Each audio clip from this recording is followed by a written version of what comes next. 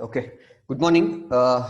Today's class, we'll see there are three different concepts which I would like to discuss today. One is dictionaries, the second one is sets, the third one is the strings. We'll see how far I can complete this within 1.5 hours, but not a problem. Yesterday's class we had discussed about the list and the tuples. See, that's the beauty of your Python, where it gives you a different platforms like any other, unlike any other programming languages that what we have like C, C++ or Java, whatever it is. So simple, so smooth, and only the thing is you should know when it has to be adopted, when it has to be deployed. That's the thing why we are more concentrating on the uh, basic parts of the Python. So once you are familiar with all these terminologies, all these syntax, that whatever that we have discussed so far, then implementing in terms of any other, I mean, if you would like to learn about the OOPS concepts, object oriented programming, then all these concepts again comes into the picture. If you would like to learn something more about artificial intelligence, or if you would like to deploy it into a machine learning, we have something called as a NumPy and Pandas. So again, all these things will enter into implementing your, I mean, deploying into your technologies like machine learning or the artificial intelligence. The core thing that what we do is we neglect with the basics. So that's the problem that what we have. So when we make our basics as very strong, then it becomes easy for understanding the new concepts, easy to deploy these concepts into our technology. Most of these simple things that whatever that we have learned, it seems to be very simple things, but they are very powerful, where you can use them in Internet of Things. So if you are familiar with Raspberry Pi, definitely you can make use of Raspberry Pi, and you can make use of your Python to give an instructions. Okay, so there are a lot of things which are associated with the Python. Python, as I said, it's not restricted to one or two technology. So there are many things which are associated with your Python programming. Okay, so continuing with this, so we have another data type called as a dictionaries. What is this dictionaries all about? So we know what is a list, we know what is a tuple. So list is a mutable one, and your tuple is immutable one, right? You cannot make any changes once it has been created, right? So a very similar passion of it, what we have, I mean, in order to access your list or the tuples, we take the help of its index. We are going to make use of its index. Now in the dictionary, what we are going to do is we are going to create our own index, and this index is what we call it as a key. Generally, in terms of the list or in terms of the tuple, index is always mapped with the given value. Whatever the elements that we have, the index will be mapped with the values. So that with the help of the index, you will be able to access the elements or the values which is present in the list or the tuples. But when it comes to the dictionary part, now you have your own provision where you can assign your own index, and this index is what we call it as a key in dictionary, K-E-Y, key in the dictionary.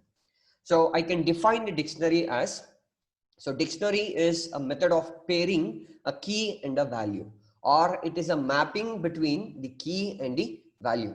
So I'll just simply show you how the syntax looks like. This is not a statement, I mean, it's just a syntax.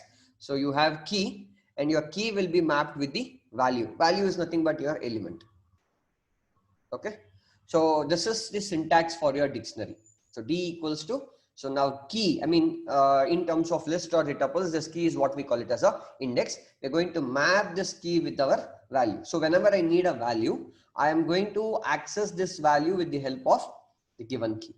That's how the dictionary is all about. And there are a few couple of things before I practically start with dictionaries.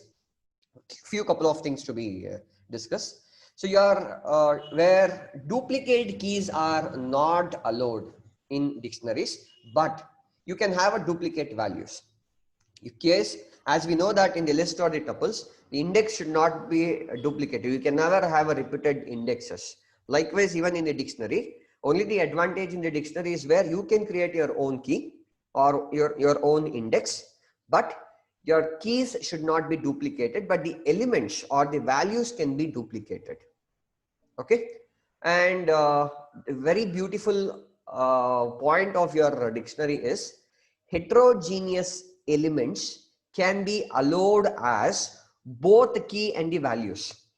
So when I take the list or the tuple, when I take a list or a tuple, when I take an index, index is always an integer. Either it is a positive integer or it is a negative integer. So we have a positive and negative integer in our Python, which is not available in C or C++. But in Python, so now you can also map a heterogeneous objects. That means you do not have a restriction. Even you can map a float value with an integer.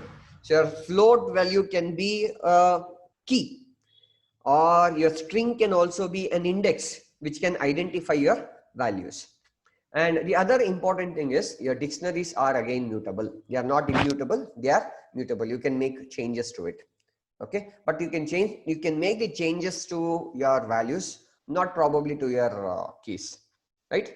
Then the other important thing is since you have a heterogeneous elements as a key, slicing concepts is not applicable for your dictionaries. So remember that. So in list and tuple, we had seen slicing operation, especially when we want to access it. But in dictionaries, since the keys are heterogeneous in nature, it need not to be an integer, it need not to be an float, it can be anything. It can be anything.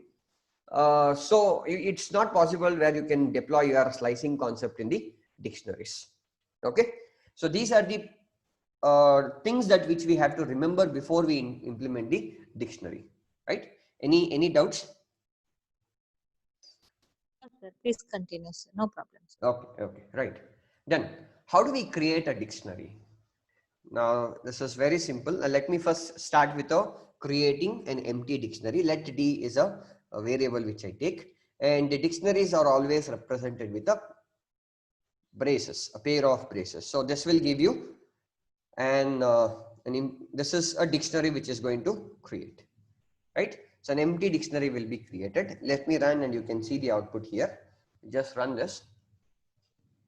See, an empty dictionary is created. So you know now the difference between your, what is the symbol used for your list, what is the symbol used for your tuple, and what is the symbol that we use for the dictionary, right?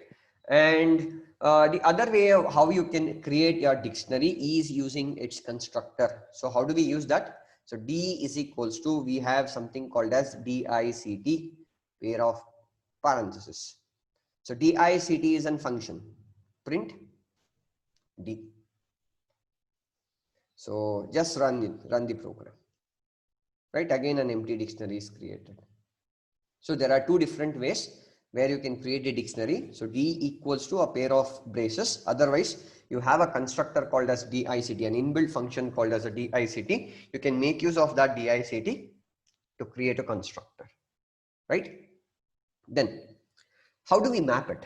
How do we enter the values into your dictionary? So I'll take with a simple example. So D equals to, okay, fine. D equals to, now one is a key here, as I shown you how the syntax looks like. Now one acts as a key. Now I'm going to make use of a values. So I'll take a values. It can be anything. See, these values can be an integer, the values can be a float, the values can be a string, whatever it might be. It doesn't matter. Two. Sir? Yes, ma'am. Sir, can you change that screen layout, sir? That can't we make it like white screen background? 1 minute. I'll check with this. Yes. It's not visible, ma'am. Button, sir, dick and all not visible properly, sir. Oh, okay. Just a minute. That is somewhere I have.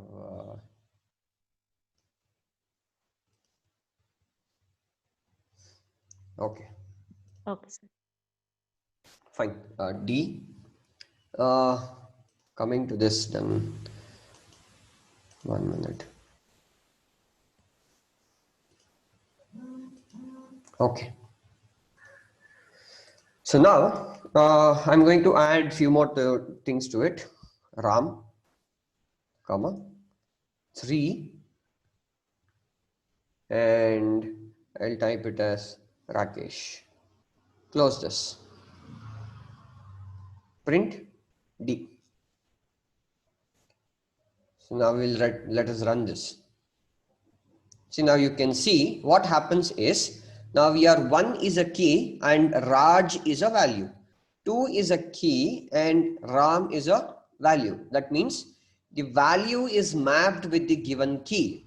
So there is a relationship between the given value and the key. So you can create any of the values and any of your keys for your dictionary. So this is one method. The other one is, say, I'll just show you that. Now, your key need not be always an integer. Key can be anything. Now, I'm going to make use of an integer itself, 1. Now, 1 does not act as a value. It acts as a key. 2. This you don't find in any of your languages. 3.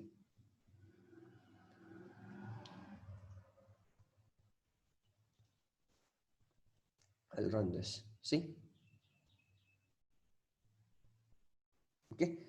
So this is going to show you in terms of alphabetical in an ascending order. When you have these kind of keys, now you can notice that 3 has come first, then 2 has come, then 1. Okay. But the contents will remain same and the values will be the same. I mean, the keys will be the same for Raj. So the keys are not changed here. For Raj, the key value is 1. The string, it's a string. It's not a value. Now it is a string. The key can be made as a string. Okay. So that's how you can implement your dictionary. Now, if you would like to know, I will just change this. If I would like to, yes. They should be only like 1, 2, 3 or YNE1 like that only we can give, or anything. You can also give it as mango.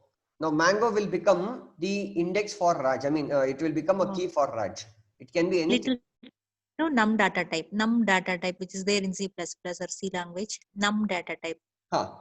Num data type. Yeah, yes, sir. Enum data type. Yes, enumerated data type. Yes. Enumerated. Yes. But you don't have such kind of a keywords. I mean, you don't have to define it. Now, this dictionary itself will indicate that the first part is the key. It can be anything. It can be an integer, it can be a float, it can be a string, it can be a single character, anything. So when you take a list and a tuple, your index should always be an integer. Either it's a positive integer or a negative integer. Now, in the Python, it gives you a provision to create your own index, and what we call it as a key. Okay. Then if I would like to know what is the length of this, I always have an inbuilt function called as a length, L-E-N. Then run this. So you know that we have how many elements we have? We have 3 elements. So it is going to give you, there are 3 different elements in the given dictionary. Okay. Now, as I told you, if I would like to access this, I need to take the help of these keys. How do I do that? I'm going to make use of this. D of 1. If I take D of 2, now it has to print Ram. See, it is going to print Ram. Or if I change this to 1, if I change this to mango, if I change this to car, now to access Rakesh, now its index value is car and it's a string, and you have to enclose that within the single quotes or the double quotes itself. Either you can use a single quotes or you can also use a double quotes. So now to access Rakesh, I'm not supposed to use something like 0, 1, 2. Rather, already I have defined what is its key value. So you can make use of that. See, now I will be able to access Rakesh with the help of the given key called as a car. Okay. You can, as I told you, it is a mutable. You can always, there is one more way where you can assign the values for your dictionary. Any doubts in this dictionary part? No, sir. Okay. So the other way where you can assign the values for your dictionary is, so now this will act as an index. It can be anything. Again, this need not to be an integer. It can be anything, right? So I am assigning some values to it. Then D of, I'll take it as king, that I will store as queen.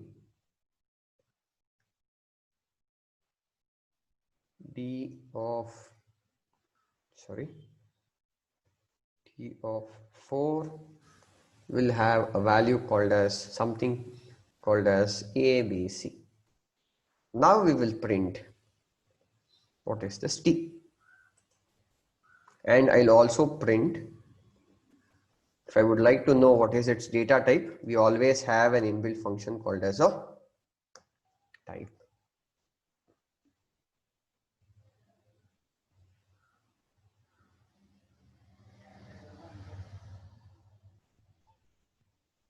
Just a minute, it's not defined. Okay, first I have to create this as a dictionary. An empty dictionary has to be created, then we have to do it. See, so I had not created anything before, so that's why it gave me an error, right? So first what I have to do is I have to create an empty dictionary. Now once I have created an empty dictionary, now you can notice I am going to assign XYZ and its key is 10. And for the king, I mean for this king is a key value, and the value which is assigned for the key king, that's your queen.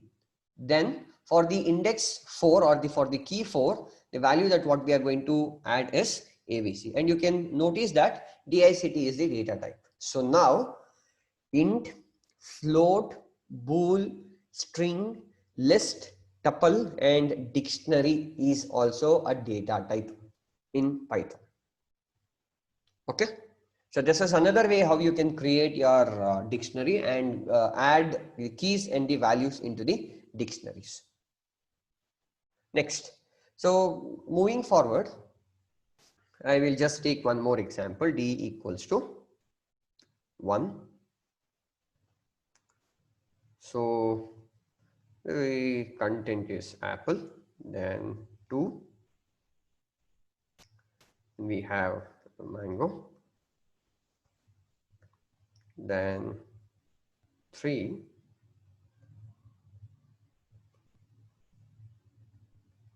I'll make use of something called as a grapes.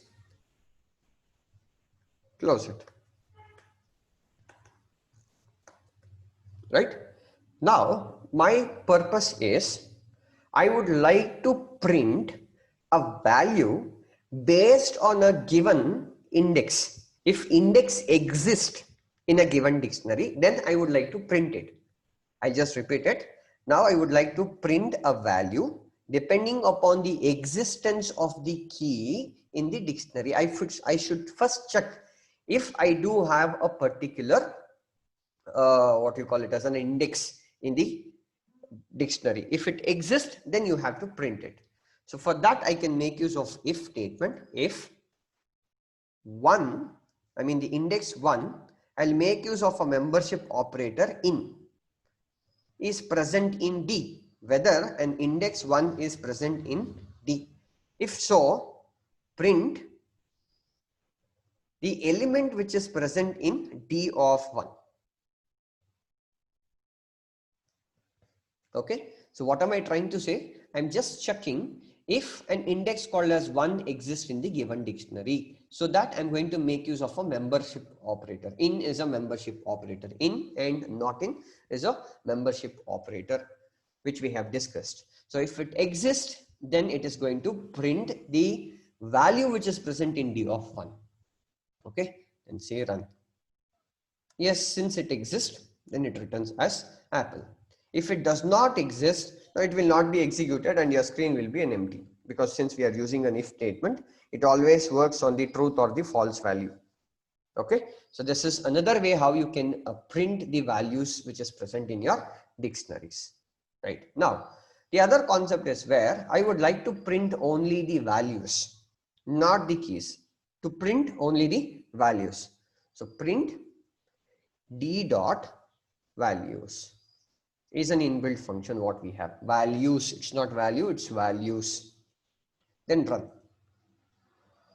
Now what it is going to show? It is going to print only the values. So apple, mango and grapes are the values which exist in the given dictionary. Only the values are printed here.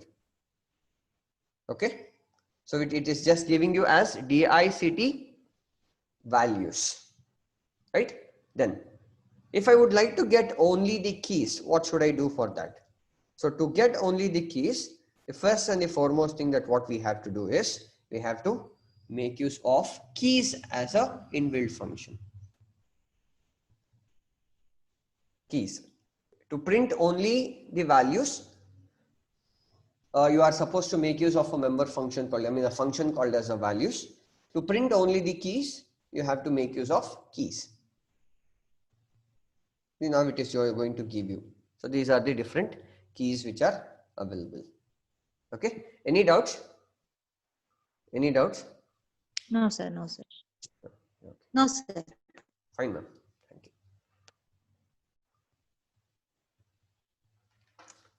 Next one. Now, if I would like to clear all the elements, I would like to clear all the elements which is present in the dictionary, and this option is also there both in the list as well as in the tuple.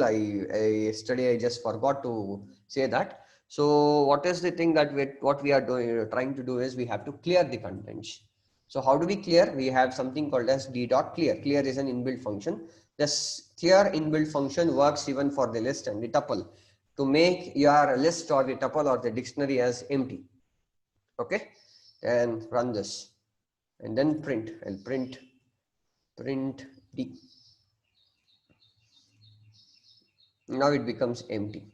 Okay, so we'll just make it as, first let me print the D before I perform a clear operation. Then I will implement this clear and see what's our output. So before invoking the clear statement, we had all these keys and the values which are displayed. Now after implementing this clear, your entire contents of your dictionary becomes empty, and hence it displays as an empty dictionary. Okay, then if I would like to remove anything, any of these elements, so we make use of d.pop, and you have to specify the key.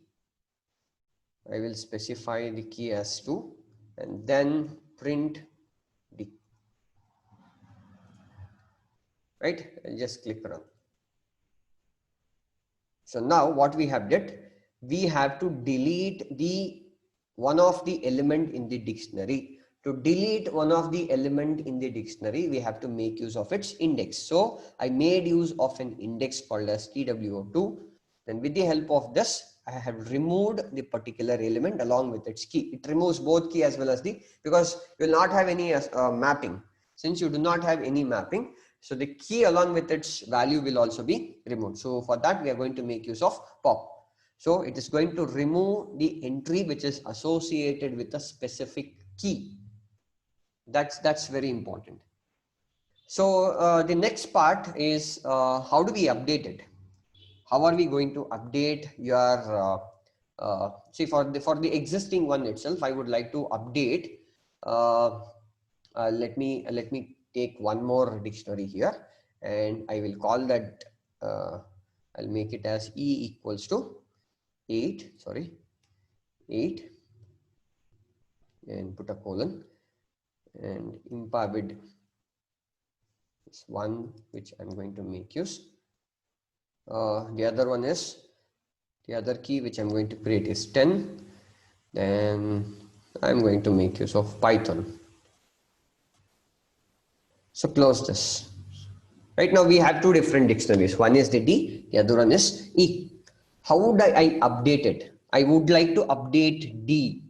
That means the contents of your E has to be added to your D, not appended. It has to be get updated, right?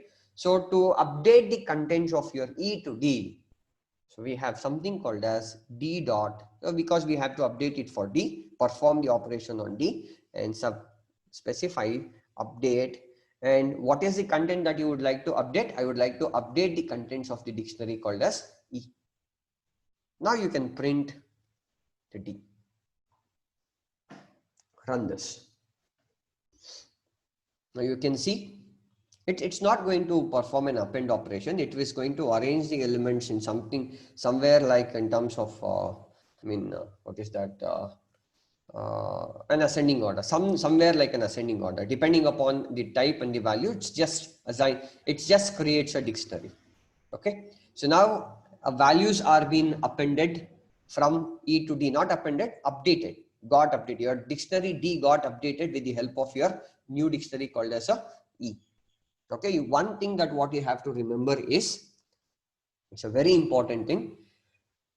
Dictionary gives you a provision for performing a mapping, and you can map any key with any of the variable, right? Then can we access the contents with the help of what we call it as for loop? Yes, definitely it is possible. So what am I going to do is, for I in D,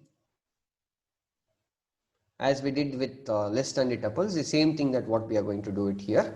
So I would like to print somewhere something like this. Print. I would like to print the index, the key, and D of I. Print it. Run this. See, now you can see that anyhow our contents were mapped initially. I did the operation only with your D, right? So now you have 8 is mapped with impivot, because after performing it, I'll just remove this so you'll not have any confusion. I'll have a few more contents to it.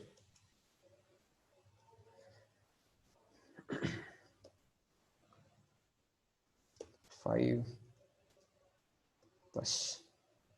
Okay. Now I'll run this.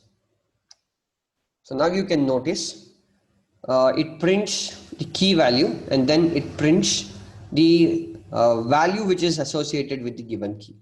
See, 1 is what we have. 1 is the key at what we have, and its associated element is apple. The same thing is being displayed here.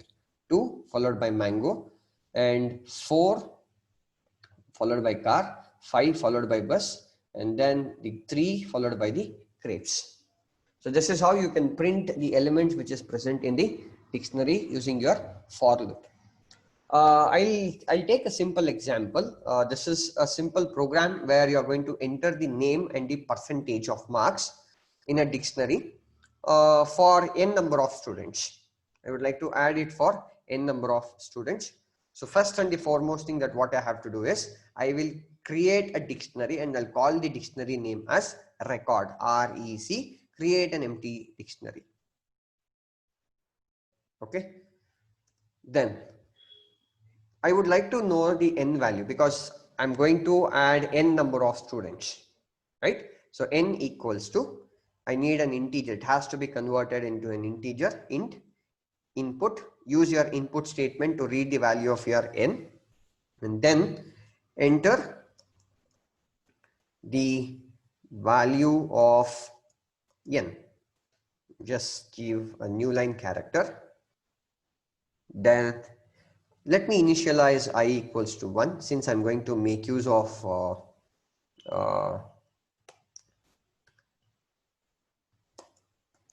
what am I going to make use is, I'm going to make use of a while statement. While I less than or equals to n, right? So now I would like to enter the name of a student. Name equals to, anyhow we know that the name is a string, so I don't need any type conversions here. So I'll just enter the name of the student, right? And I would also like to enter the percentage of marks. Percentage of the marks is something like an integer, so I need a data type. Type conversion has to be done. Enter the percentage, right? So a new line character. close it. Then whatever the values that what we have done is, I'm going to map this percentage with the name. So now percentage will act as a value and name will act as a key. For this particular student, this is the percentage which is being scored. So for that matter, what should I do is, just a minute.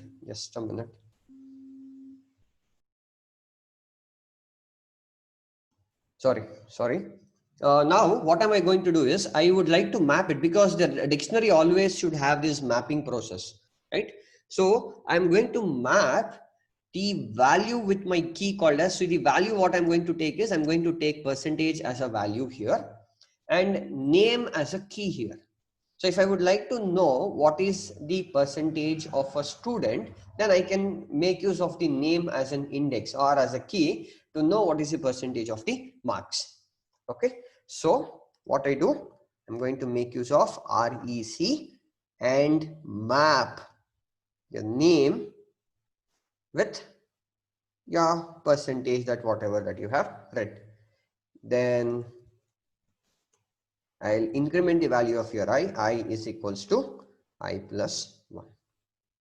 Okay, finally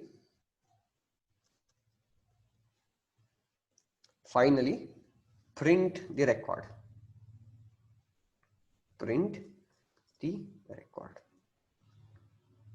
Okay, so what am I trying to do? First, I have created an empty record. Then I will read how many number of students information that I would like to enter into. So I have just taken it as enter the value of n, and I will take an index value as I equals to 1. So to iterate this n number of times, I have started with I value as 1. Then I would request to enter the name of the student and request the percentage of the marks which is secured by the student. The next thing that what I have to do is, I have to add the name and percentage of a student into the record. So to do that, what am I supposed to do? I have to map. Now what am I going to do? I'm considering the name as a key and PER as a value, and map your value to your key, and then we have incremented the value of your I. Finally, once our operation is done, we have just printed the dictionary. That's what I'm going to do. Okay, so we'll just run this. Now it was asking the value of your n. Let me give it as 3. Press enter key. Now it's asking the enter the name of the student. I'll enter the name of the student as ABC. Then it is asking the enter the percentage of marks scored by ABC. I'll type it as 67. Press enter key. So because again, it asked me again to enter the name of the student, because I have given the value of n as 3. That means I should have to enter the information of 3 different students. So XYZ is the name of my student. The percentage scored is 78. Then enter the name of the student. So let me enter the name of the student as PQR, and the percentage of marks scored by PQR is 98. Just print it. So now, so these are your input values, and finally we had printed our dictionary. Right? If you want, you can also make use of this separately, and you can also print it like how we did with our previous one, for loop. You can make use of your for loop, and then you can just print it. Okay, any doubts? Actually, yesterday we discussed about list, no? But it is only for about a single dimensional list.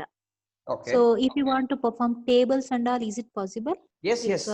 Matrices and we do it, no, sir? Yes. It is possible where you can create the matrices. Tomorrow I shall be showing you a program where you can implement these matrices using the functions. Okay, sir. Okay, so if I just thought of taking matrices and explaining with the help of the user-defined functions. Okay. Okay, sir. Any doubts here? Clear. It's understood, sir. No problem, sir. Okay, okay, right. Then this is all about your the dictionary part. Then let us discuss about one more data type called as a sets. We have a sets. What is a set? A set is basically, it is an unordered collection of items. Okay, and since it is an unordered collection of items, Like dictionary, what is the difference between the dictionary and the set is, in the dictionary, you have the keys. You have an index to map with a value. But in the set, you do not have these keys.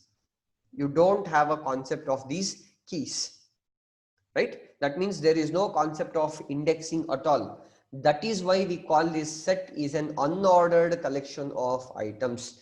Since it is an unordered collection of items, there is no concept of indexing comes into the picture in sets. Then the next thing that what we have to discuss with respect to the set is, so the elements of the set should always be unique, in the sense they should not contain any duplicate. Though you add a duplicate element, but it stores only the first element. I mean, if you store 2 for 3 times, then it stores only 1 2 into it. So there will be no duplicate elements will be able to store in the set. So you should have a unique element into it. Okay. And set But is, this dictionary can contain the duplicate values, right, yes, sir? yes. That's the core of your dictionaries. Dictionaries can contain anything, right? It can contain, I mean, keys should not be duplicated. Values can be duplicated. Ah, yes, sir. Yes, sir. Yes, sir. Because keys are always unique in nature. Okay, values can be Okay. duplicated, and it can have any keys. And But even it can be like numbers or any characters or any words. It can where? be negative values also, that Where? indexes. Yes, That anything, in the dictionary. anything. It can be anything. It can be anything, but no duplication is allowed. Okay. Okay. So the next, as I was discussing, set is a mutable again. Then there is a small twist in this set. What is that small twist in this set? Set can have any number of items with any different data types. So remember this, it can have any number of items, and they can also have a different data types, like integer. It can have an integer, it can have a float, it can have a tuple, and it can also have a string. But it cannot have a mutable elements. See, your set can store an integer, it can store a float, it can store a string, it can also store a tuple. Why it can store a tuple? Because tuple is immutable. But set cannot hold mutable elements. It cannot store the lists, or it cannot store the dictionaries. As I told you, set can have any different data types. It can store any different data types, but it's not possible to store list and dictionaries into the set. That's a very, very important point. That means whichever it is mutable, if you can make a changes, if you're going to make it as a changes, then that cannot be stored in a set. But set is again a mutable. So just look at this. Set is a mutable, but it cannot have a mutable elements like list and the dictionaries. And even set cannot have its own set. You cannot store a set inside the set. That's also not possible. Why? Because the set is a mutable. Okay. So I think it's slightly a confusing part, but I'll just recall it. You can have any number of items into the set, and it can be any different data types. You can have integer, you can have float, you can have tuple, you can also have a string, but you cannot have list and the dictionaries, and it cannot also have a set itself. No mutable elements can be stored in a set. If you try to store it, it will give you an error. We'll see that, right? So now, how do we represent that set? Well, let me call it as set 1. Set equals to 1, 2, 3. Now, what is the difference that you found in the set and the dictionary here?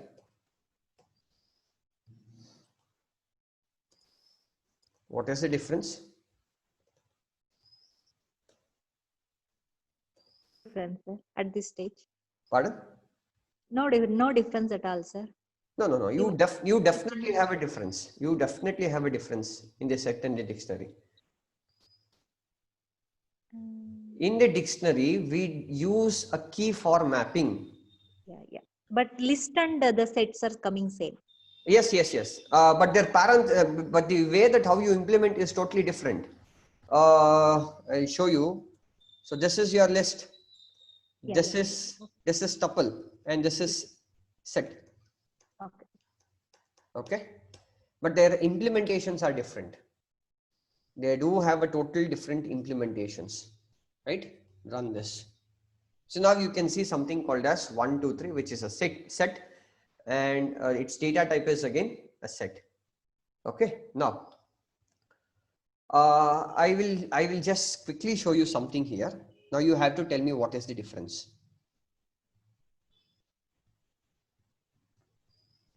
Sorry, equals to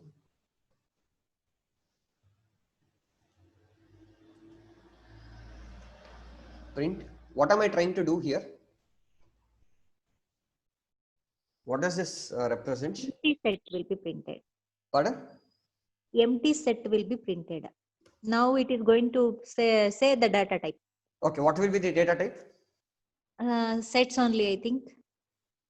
As it said Dick and as it said, so it is okay. Unexpected in the One minute. There is something I have just missed out. 1 minute. okay, it is. Okay. Dick it is dictionary it is saying.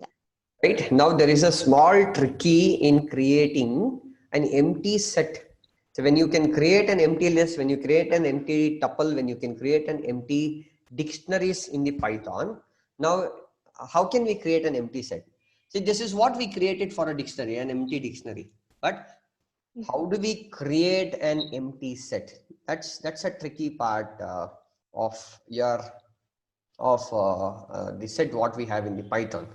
So this I'm going to just make the same thing here, and just type it something like this. And what I do is I'm going to take it as set2,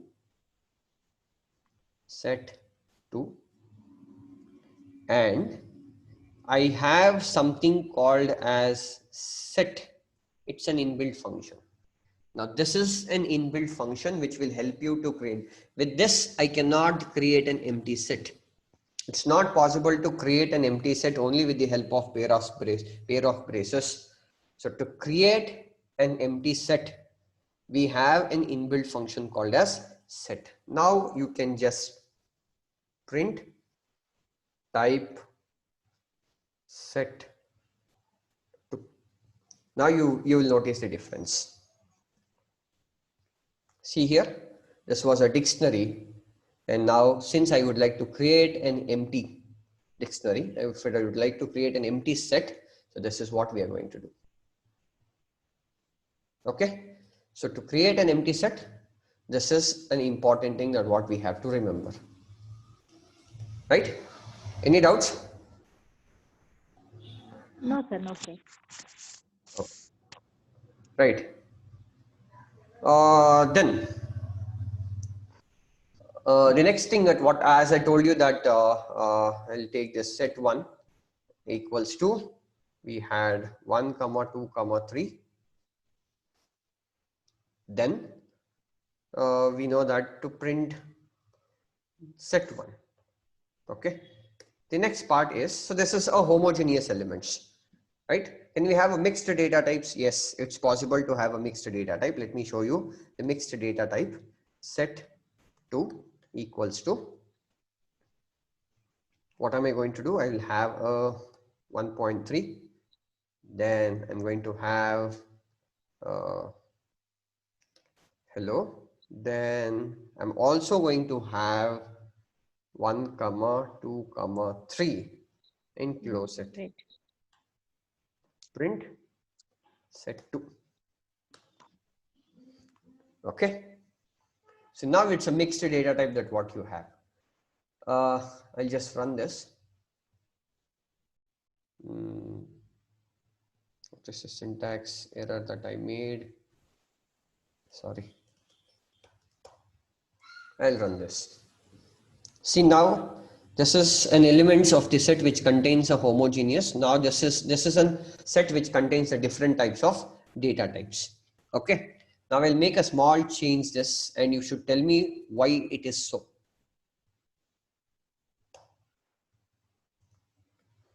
it gives you an error. What is that error? What is that error? Actually, there is within that square bracket array elements. I mean, list is being created, This but is for that, their name should be there. no. As I told you, set can contain an integer. It can contain a float. It can contain a tuple, and it can also contain a string. But what are we trying to do here? See here, this is a tuple. Since this is a tuple, it is accepted.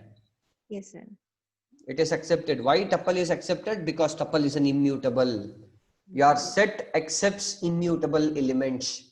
But when I make this as a list, list is a mutable where your set does not accept immutable, unhashable type. List, yes, list and dictionaries cannot be used in these set elements. So that's a very, very important point of this set. So that's why we get an error here, right? It is showing that an unhashable type.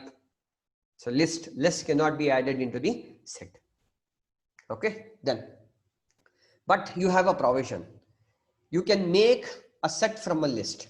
It's possible. You can make a list, a set from a given list. We will see how to make a set from a list.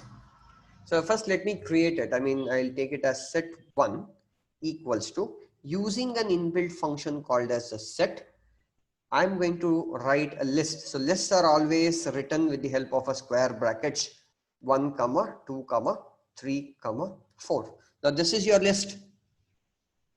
With the help of set, I'm trying to convert the list into a set and trying to store it in a variable called as set1. Okay, now you can print the set1. Print set1. So now it's converted. So you are going to make a set from the list. So that's again possible. Okay. Any doubts?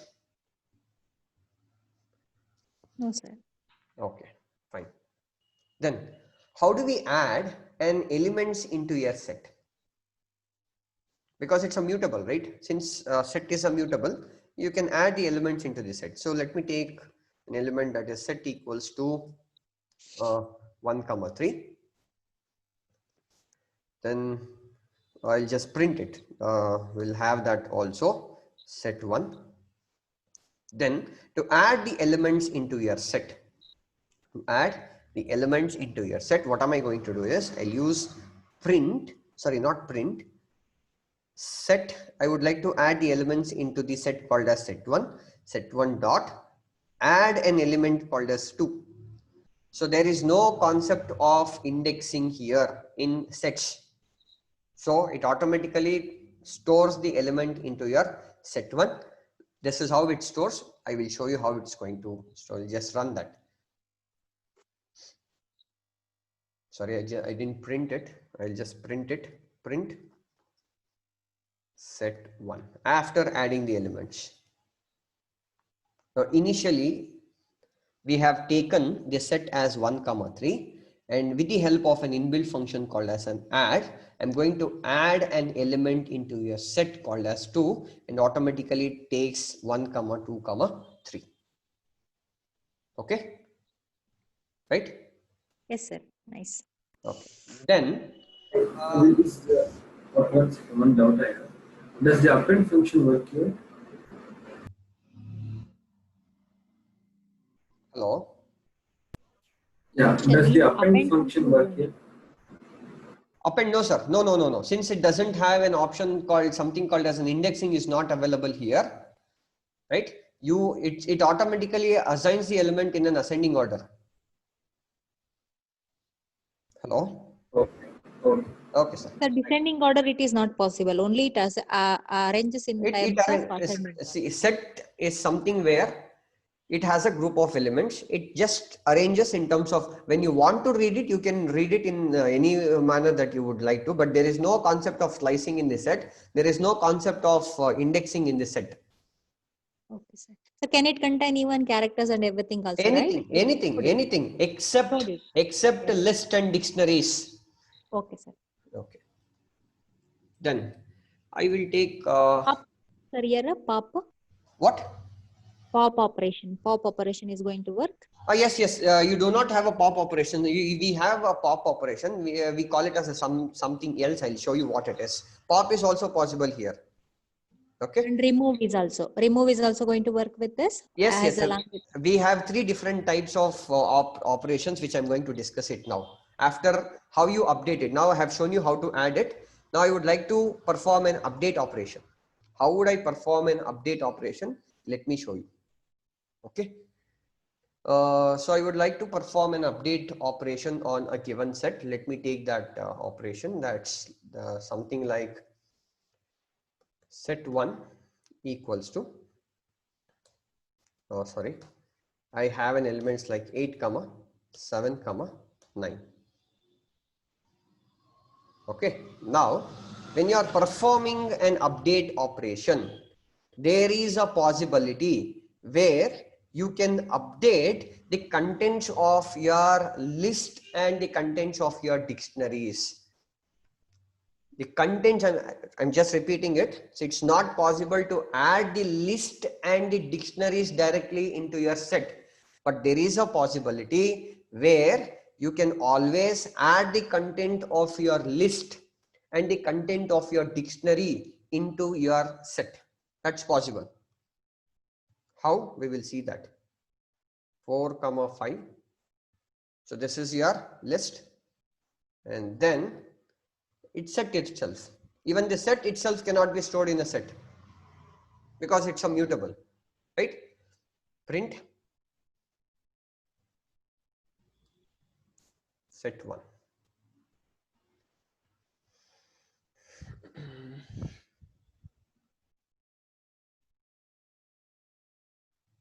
Date set object attributes.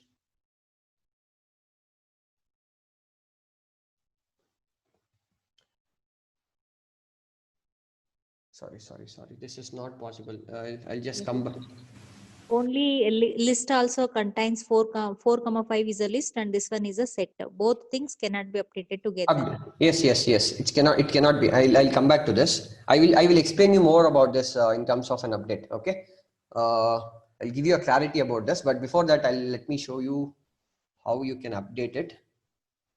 I'll take set2 equals to 1 comma 2 comma 3, and then perform set2, print set1.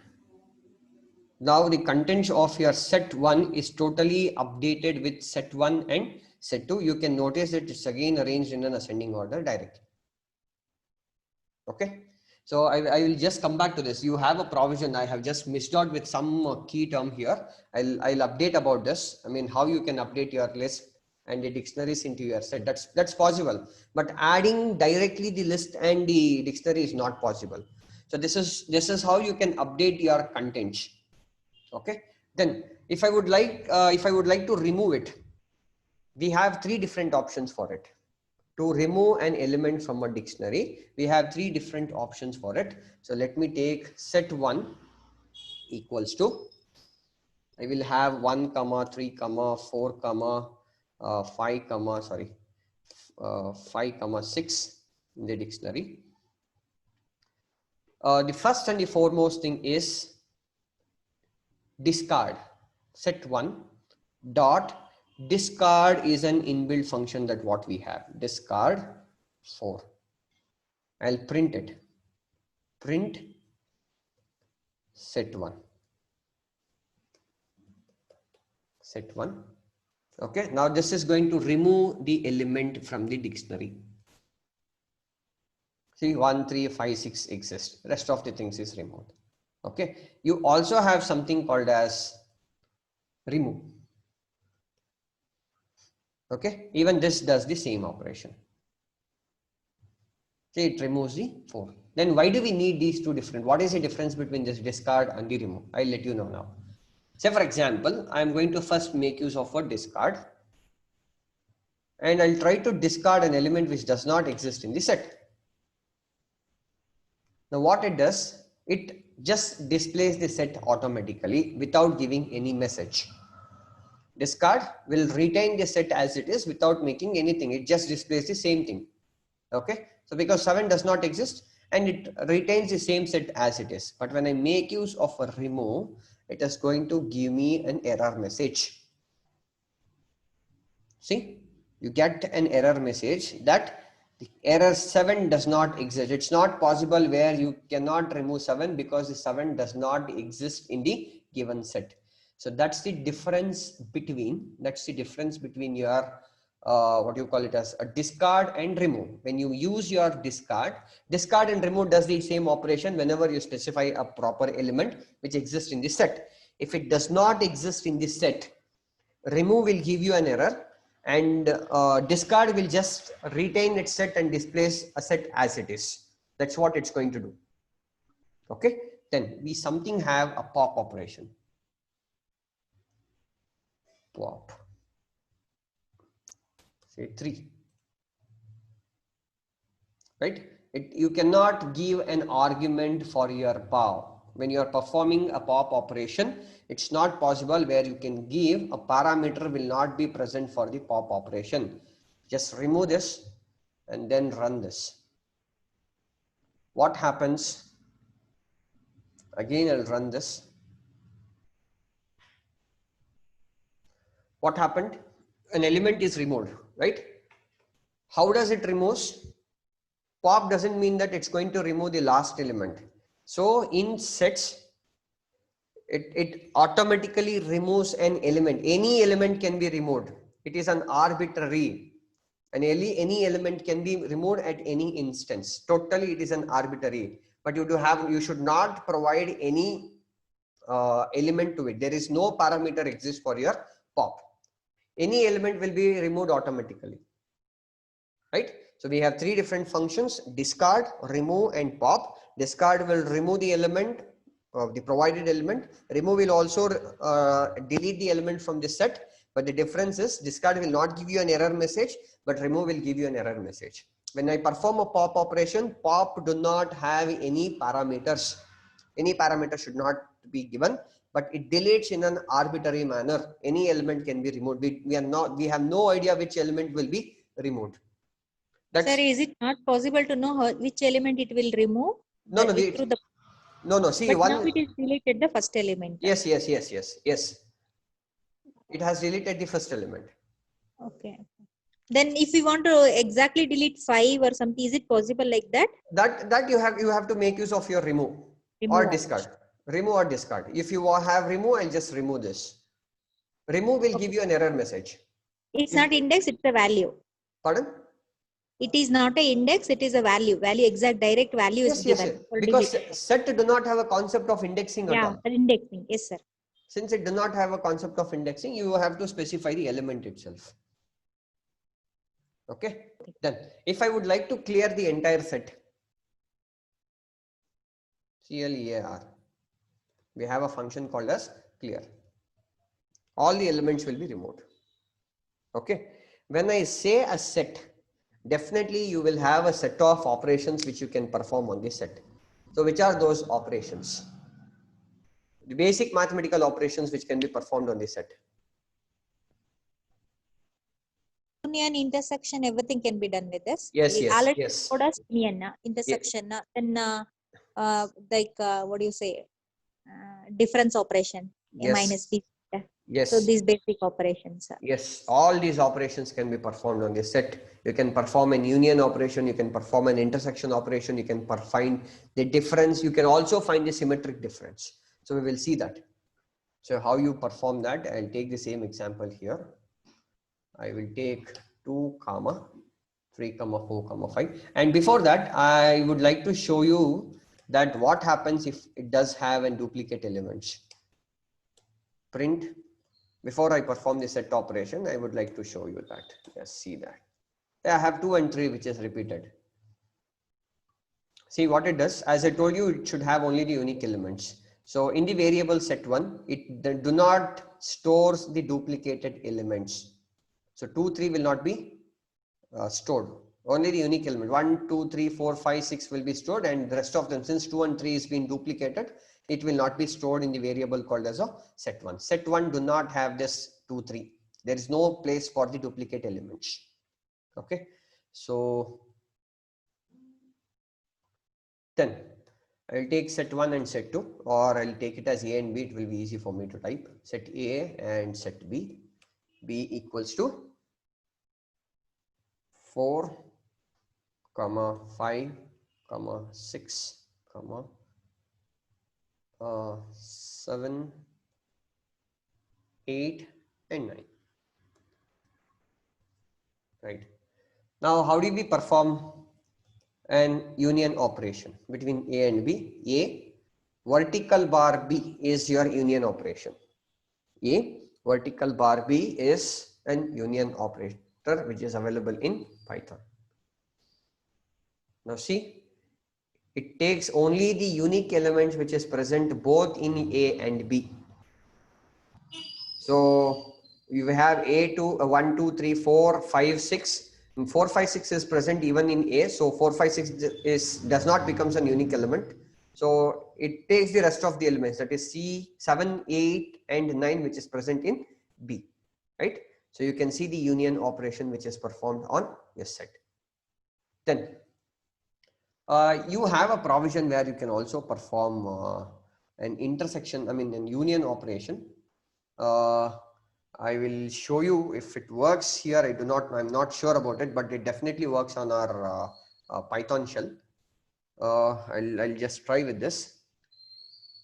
Print A dot.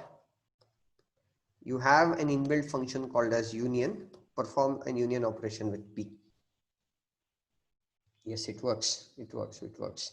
See, the other way how you can perform an union operation is A dot union B. So union is an inbuilt function which is available, and you can perform this operation on the set. Okay. So if you would like to perform an intersection operation, just type it as intersection.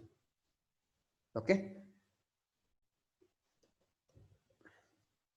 So intersection will give you the common elements which is present in both A and B. So the common elements which is present both in A and B is 4, 5, 6. So that element will be stored. And what is the operator that we are going to use? Rather than using an inbuilt function, you can also implement this with the help of a AND operator. AND operator, address ampersand operator, right? And then run this. It will give you 4, 5, 6. So you can either make use of an operator, or you can also make use of your inbuilt function, right? To find the difference between your A and B. When I say A minus B, it represents the elements only present in A, but it does not exist in B. Run this. So element only present in A is 1, 2, 3, and 4, 5, 6 already exist in B as well. So it will print only the elements which is present in A. So that's how you can do it. Otherwise, what you can do is A dot, we have difference.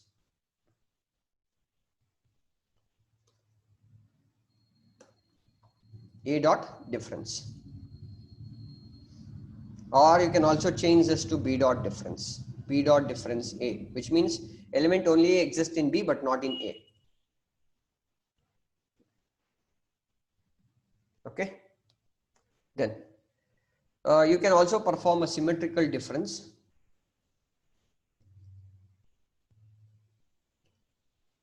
Symmetrical difference between, I'll make it as A and B so you will have more clarity about it. Run this.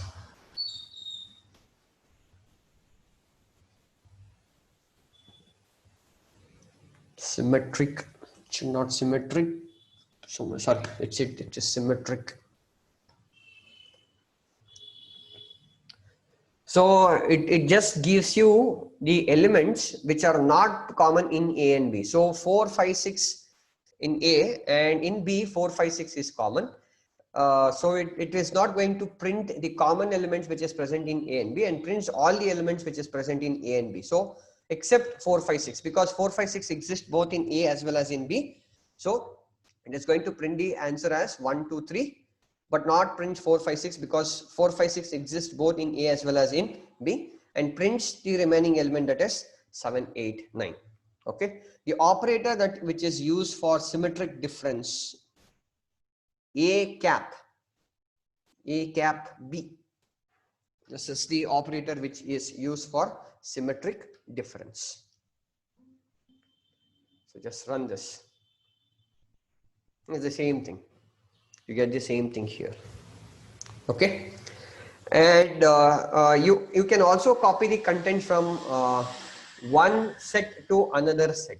You can copy the content from one set to another set. I mean, a duplicate set can be created. Say how we can perform, I'll just show that. Print just with the help of a assignment operator.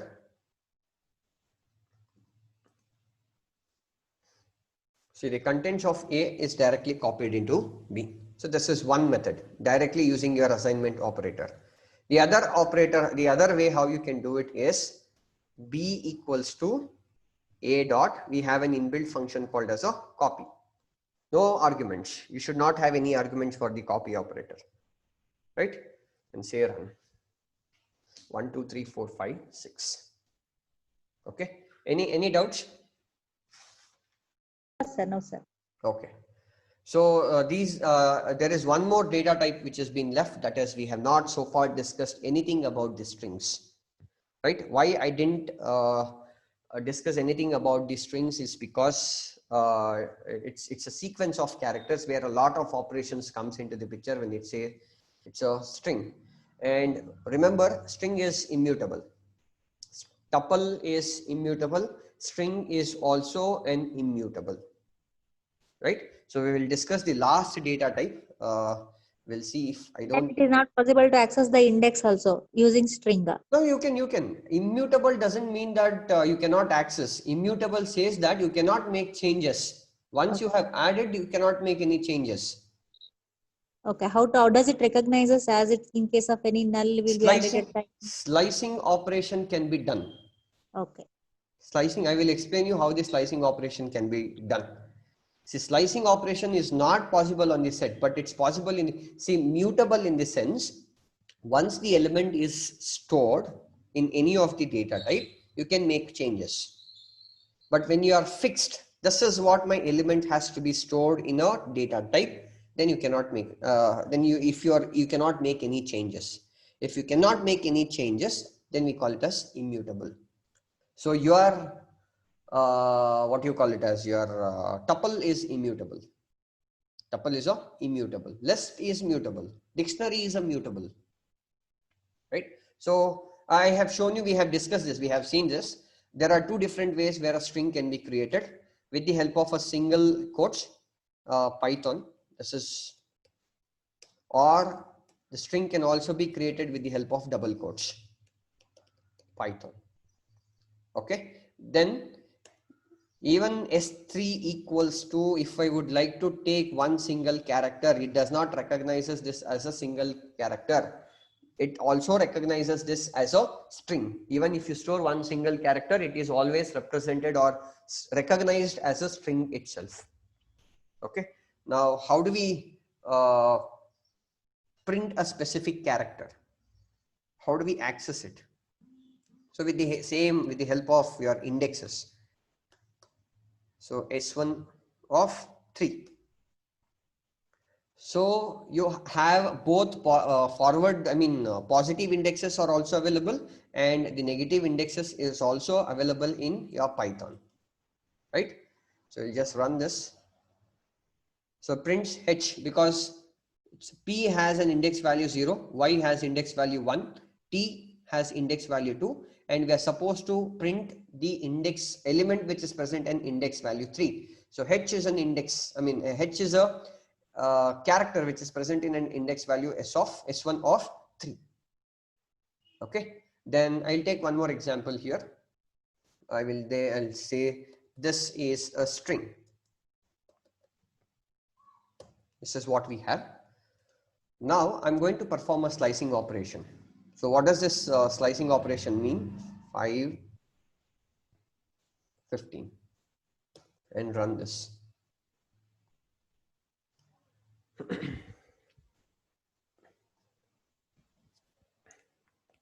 Yes, it has started taking from the 5th index value. Is this correct? Is this G is correct? not displayed. G is not displayed because it is reaching maybe up to 14. It is displayed. N will come up to 14, so it is displayed. This is ST or I. this is 0. This Okay. is 1, 2, 3, and 4. Space is also considered as a character in the string. So this is your 4th index, and the 5th index is I. Right, the index value is I, so we have to start printing from the 5th index value till it reaches the 15th index value. 5, 6, then 7, 8, 9, 10, 11, 12, 13, 14, 15. That means print till it reaches the 15th one. So once it reaches the 15th index, then that 15th index element will not be printed. Even if you want to print that, then you can make use of 16.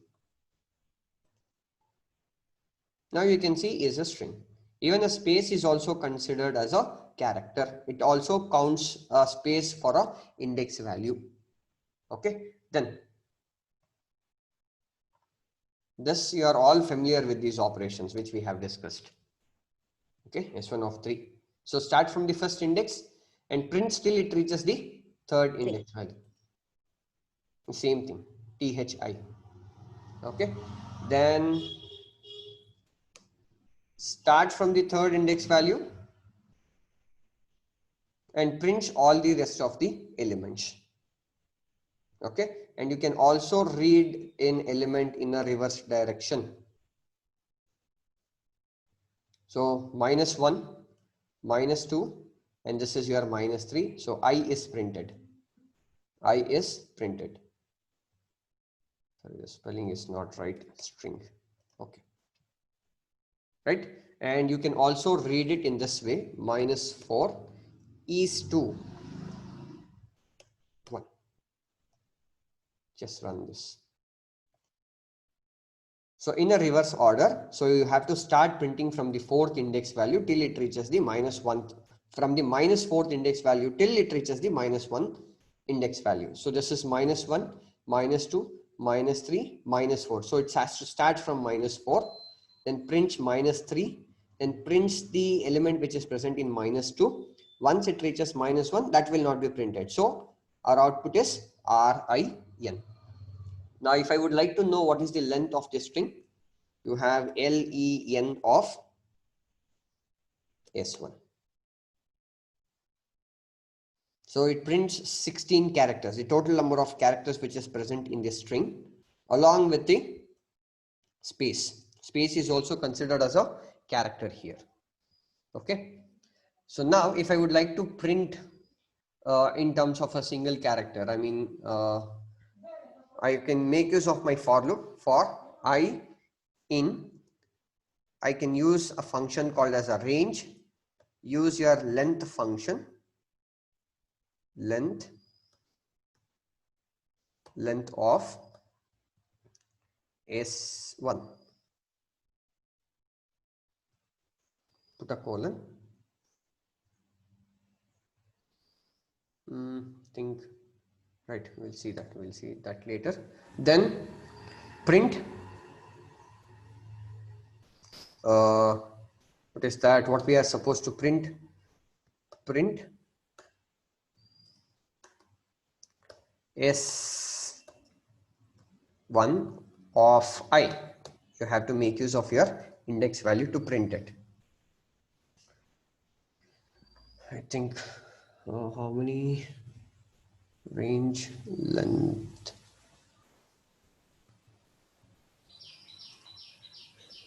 So now it prints one after the other. It starts printing the contents one after the other. Individual characters are printed. Individual characters are extracted. Like any other thing that we do on the list and the tuples. Okay, the same thing can also be done with the help of your while statement, right?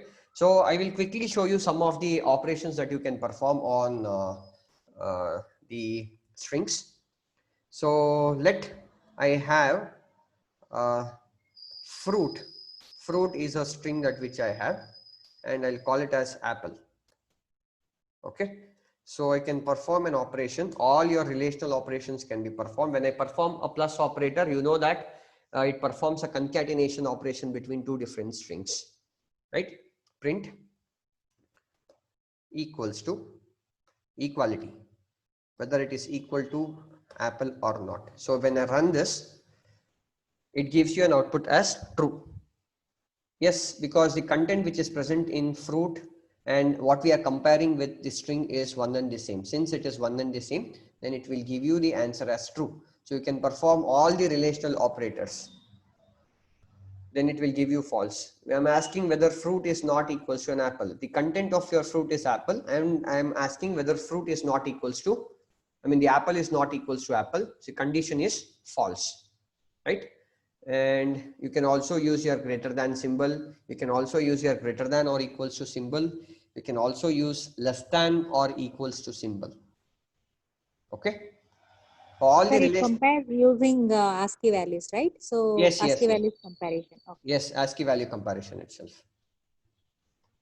Okay, then I'll take one more string. S1 is equals to Python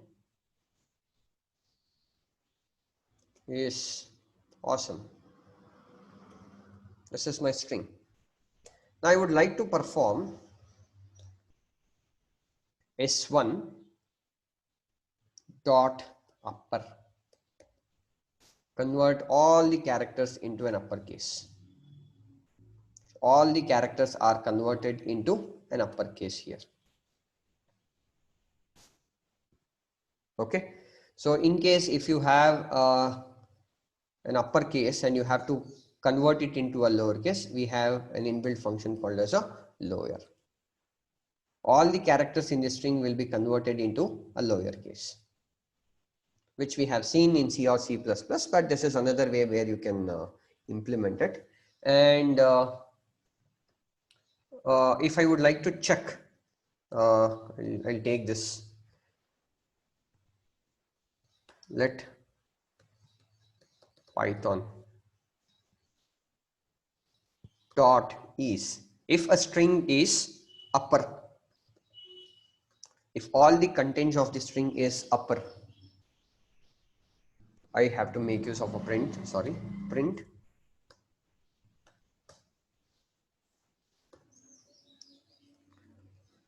so we are asking whether all the characters in the given string is upper or not. Yes, all the characters in the string is upper, so it gives you an answer as true. So in case what I do, if I just make it as a lowercase, it gives you a false. Even one single character is a lowercase, then it gives you a message also false. Okay, then if your string do contain a digit, is digit,